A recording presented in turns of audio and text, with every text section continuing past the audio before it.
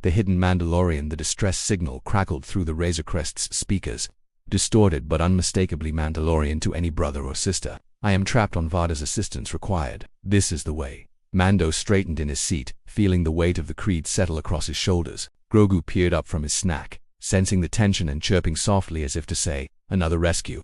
They descended onto Vardas, a fog-drenched world, littered with abandoned outposts and rusting machinery. The signal led them into a canyon filled with strange metallic pillars, each humming with faint energy. Mando checked his scanner. No life signs, but the transmission came from here. Grogu tugged at his boot, pointing deeper into the mist. Something pulsed in the force, quiet but familiar.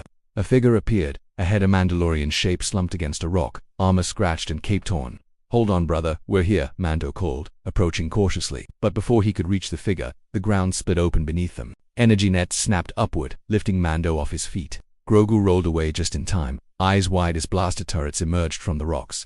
Trap, Mando growled, struggling against the crackling restraints. A group of mercenaries stepped out of the shadows, weapons trained on him. Thanks for coming, their leader smirked. We knew a Mandalorian wouldn't ignore a call for help.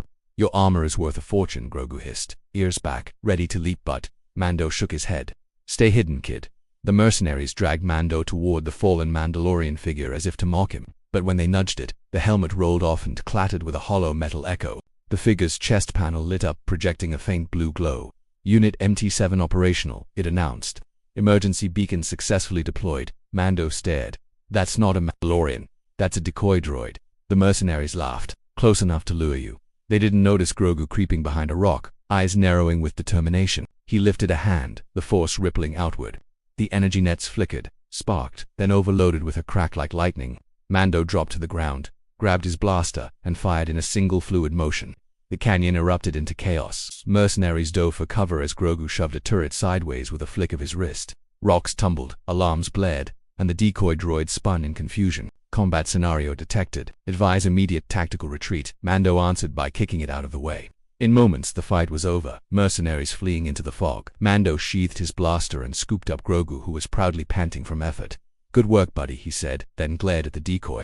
Who built you, and why mimic us? The droid sputtered, its power core failing. Programmed by unknown party, it said.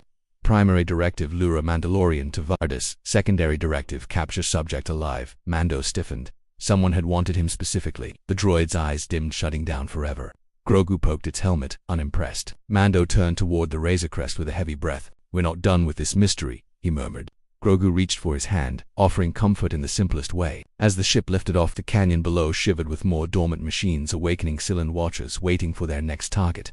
Mando guided the crest skyward, feeling the old instinct of a greater hunt beginning. Whoever set that trap, he said quietly. They'll try again, Grogu cooed, confident and unafraid. Together, they soared into the stars, already preparing for the next challenge the galaxy would throw their way.